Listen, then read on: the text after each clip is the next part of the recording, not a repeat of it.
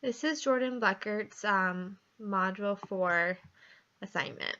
In this module, I will be analyzing two different scenarios in which a consultee goes to a consultant with an issue and two separate consultant responses are given per scenario.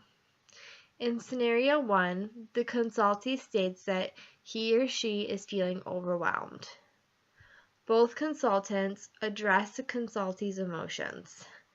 There are positives and negatives to each consultant's response. For example, consultant number 1 responded with empathy and understanding of the situation that the consultee is currently in.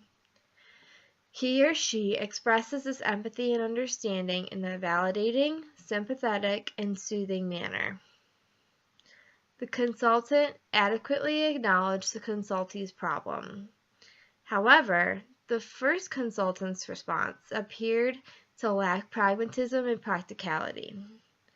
Empathy is great, but only goes so far when an individual needs help solving a problem, like the consultee does in the first scenario. A better response from consultant number 1 would have been to simply add on to his or her response with a follow-up statement on how the consultee and the consultant could work together to solve the issue that the consultee is having. Consultant number 2's response in scenario 1 also has its strengths and weaknesses. For example, its strength is that it was more pragmatic and practical than consultant number 2's response, in that it stated a new goal for the consultee and the consultant's work together. The second response analyzed the problem and offered a solid solution. However, the second consultant's response lacked what the first consultant had, and that is empathy. The second consultant was abrasive and not warm, welcoming, or understanding. In fact, consultant number 2 was pretty judgmental. A better response from consultant number 2 would have been one that offered more understanding and less judgment.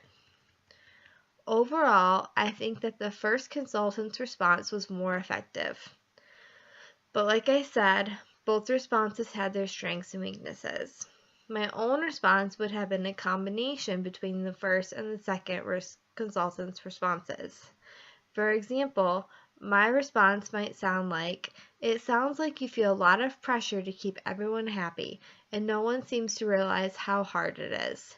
I think one goal of our work together could be to help you become more assertive." This is a better response because it combines the compassion and empathy of the first response with the practicality of the second response. I would have responded this way because I feel that it is best for the consultee. It offers comfort and reassurance, first of all, and offers a solution to even further their reassurance. I believe that if I were consultee in this scenario, this is the type of response that I would want to hear. In the second scenario, the consultee is concerned about a child that he or she works with. Consultant number 1 responds with, "Tell me more about what you're seeing."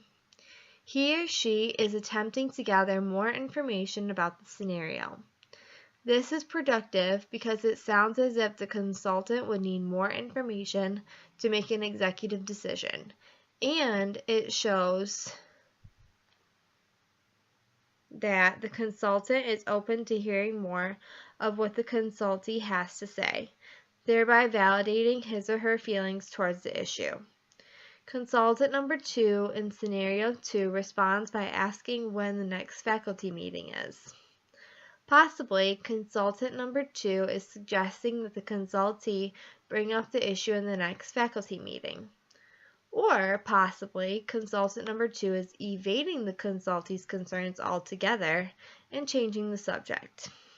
Either way, I feel as if consulting number 2 is invalidating the consultee's concerns and experience. Thereby, I believe that consultant number 1 had the more effective response. my own response would be to once again combine the two consultants' responses. So I would say something like, tell me a little bit more about what you're seeing. Maybe we could bring it up in the next faculty meeting. This way, I am gathering more information about the scenario and the student and being proactive about what to do about it without overstepping my boundaries as a practitioner.